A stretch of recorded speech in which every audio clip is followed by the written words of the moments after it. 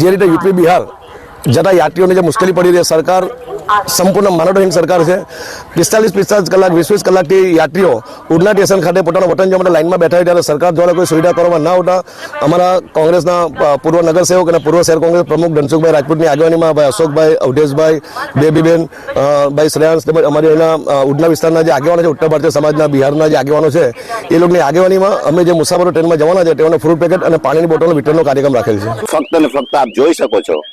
કે મતની લાલચ છે, એ લોકો મોટા મોટા હોર્ડિંગ્સ લગાવ્યા છે, એ લોકોને વ્યવસ્થા જેવી કોઈ વસ્તુ નથી। આપ જોઈ શકો છો કે આ રસ્તા પરથી જાનવર પણ ના આવી શકે તેવા રસ્તા પરથી ગરીબ માણસો આવશે ના કામદારો જશે। આનો અમારો ખૂબ ગંભીર વિરોધ છે। અમે કઈ કરી શકતા નથી, પણ 14 કલાક 15 કલાક 24 કલાકથી પોતાના ઘર બહાર છોડીને જે લોકો જાય છે તેને ટોકન રૂપે સરકારની આંખ ખોલવા માટે એક વ્યવસ્થા બનાવી છે કે સરકાર આ બાબતમાં વિચારે કે જે લોકોને 24 કલાકથી બેસાડી રાખું છો તેની પણ આવી કોઈ વ્યવસ્થા કરે કે એ લોકોને જમવાનુંથી પાણીથી માંડીને બધી વ્યવસ્થા કરે।